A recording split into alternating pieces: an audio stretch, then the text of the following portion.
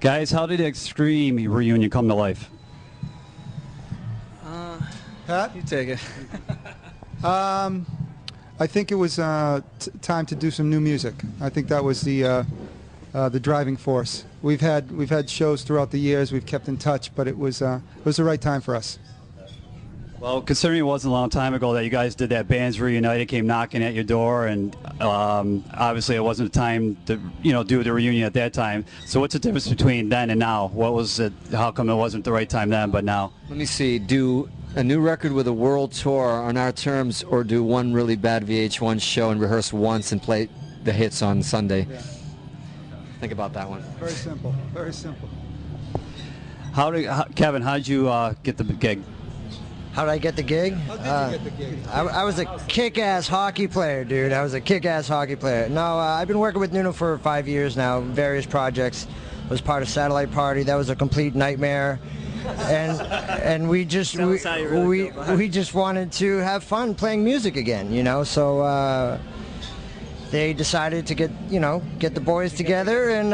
Cake Pig, you get the Cake Pig, you don't get the Cake Pig.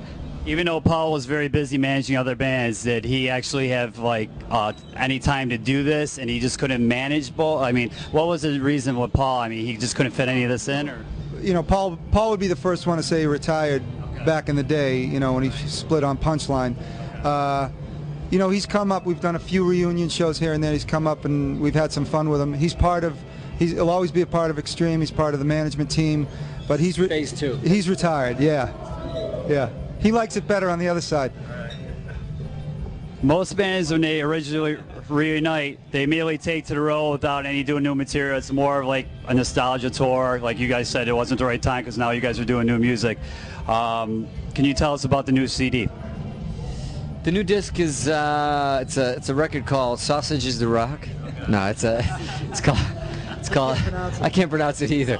Saudades, all right. You guys saying the press ain't gonna know it. Come on, Saudades the Rock is the name of it, and you know what? It's normally for us we'd go in and do a record, and we're supposed to say it's our best record ever, but it's definitely it was a surprise to us how it ended. That's probably how good it is. That usually we went in with some hopes with these new songs. We were excited about the new songs, but I think when we finished the mixes and we heard everything, I think it surpassed what we had hoped it was going to be. It's got some magic there. So that's for us. That's the success of it right there. Regardless of what happens afterwards, we're really pumped about playing everybody the record. Everybody get it. If you don't like it, you can use it as a cup saucer or something like that. Don't worry about it. Who came up with the title? The guy that speaks Portuguese. That'd be Kevin. Oh, two guys. That's right. There's 13 years in between releases, obviously waiting for the punchline, which you just talked about, Gary. Can we expect the same funk that you guys are so well known for on this CD that's being released? That's something we really never think of because the writing and the playing, it's part of what Extreme is. You could bring up more than words, and there's a whole audience out there that thinks that's the only thing that we do. But the driving force of Extreme has always been that underlying kind of funk groove. And it's obviously Nuno sets the tones with the riffs. And harmonies, you guys are also Thank. Can you tell us what label it's going to be released under? Pat, what is the label? It's on Open E Records, which is an indie label, and then it's coming out through Vagrant. Yeah, part of Vagrant and Fontana Universal. So. When's the release date for that? It's August 12th. It's coming out. Yeah. Yes, sir. So you guys mix and produce your CD yourselves, I take it? Nuno produced the record, and he's bashful, but I think Nuno brought, like he said, I think he brought out the best performances of the band's career. I think Kevin had a lot to do with the passion of this record, and maybe Nuno can elaborate on the vision of some of the live. The cool thing about the record is that in many ways there's no production at all. I mean, I think that the idea was if you're part of the generation that we came up on anywhere from 1984 to 94, a band would go in and do a record, and before you put up a drum sound, before you even hear it, you start making it sound like cannons with samples, and add 50 guitars and 50 tracks of vocals, and we really wanted to capture, people to hear the DNA of the band. You know what I mean? And it is what it is. It's if you hear the drums, it's a real drummer playing for the good or the bad. Same thing with bass and vocals.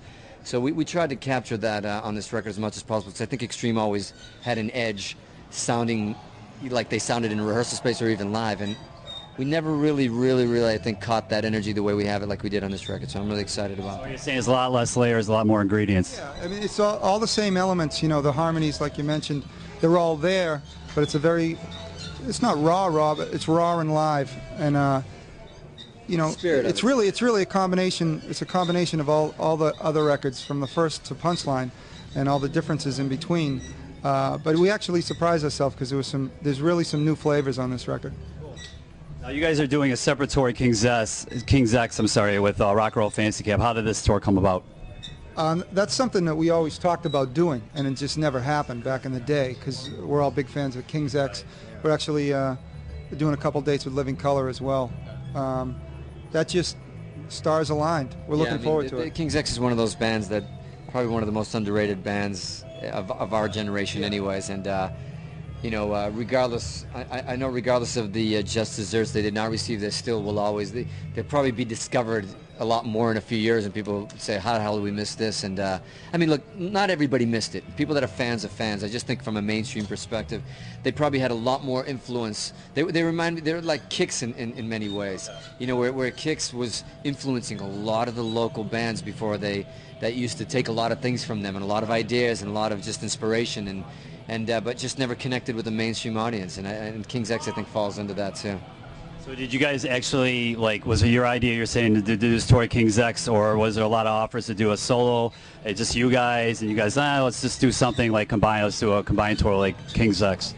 I think there was a few options on the table at the time. Some They bands. always come up. They always Yeah. come up with something that I think we're really compatible Wait. with, that the same fan would enjoy. We saw him at the Astoria in '91. Yeah, we saw them for the first time in London, and it was like we wanted to make sure the record wasn't on while they were playing. That's how good their harmonies were. Three-piece doing three-part harmony and playing everything, and just incredible. Incredible guitar player. Ty's just one of the tastiest guys and great guitar. I mean, the whole package is there with them. It's very cool. I think many people are going to be excited to see you guys. I seen you guys do your show in NAMM, and I was blown away. Like I said, I've seen you guys since back in the 80s, and it's a fantastic show. Everybody's going to be very pleased to see you guys tonight. But any closing thoughts that you want to say to the Rocklahoma people out there and gladmetal.com readers? We're gonna fucking rock. We want to say thank you for taking the time, and check out Extreme coming up on tour this summer. Thanks very much, man.